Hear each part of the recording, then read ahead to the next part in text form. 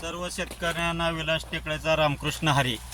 मी सध्या नानांच्या 3 नंबरच्या प्लॉटमध्ये सध्या उभा आहे. हा प्लॉटची लागण ऊसाची आहे 8x4x2.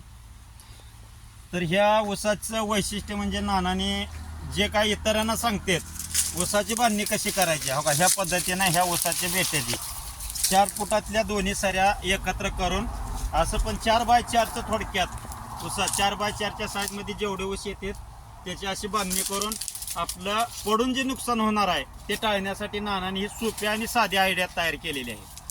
तसंच हे संपूर्ण नानाने हा ऊस बांधून घेतलेला हा 3 नंबरचा प्लॉट आहे.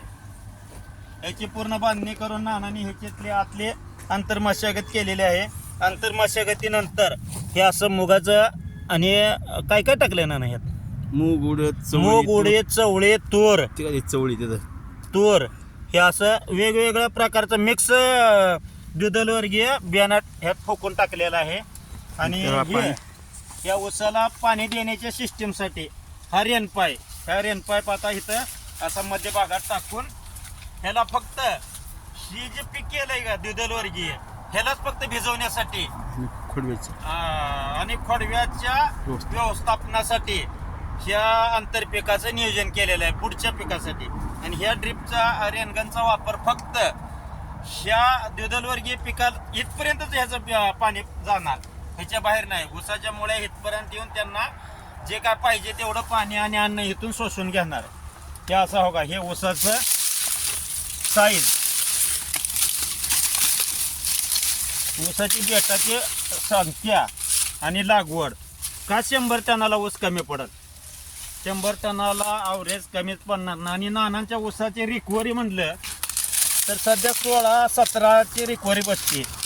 1 टन ऊसापासून नाना सध्या 165 ते 70 किलो गुळ निर्मिती करत आहेत.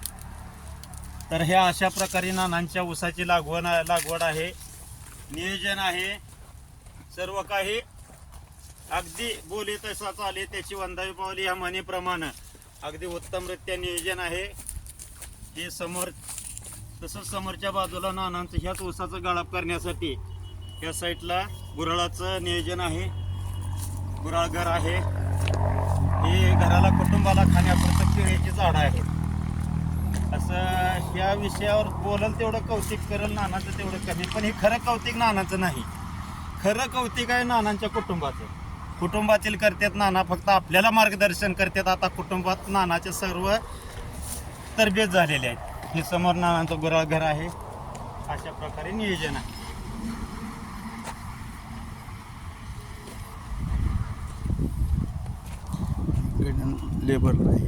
लेबरच्या सोयीसाठी इथं शौचालय तयार करून घेतलेलं आहे.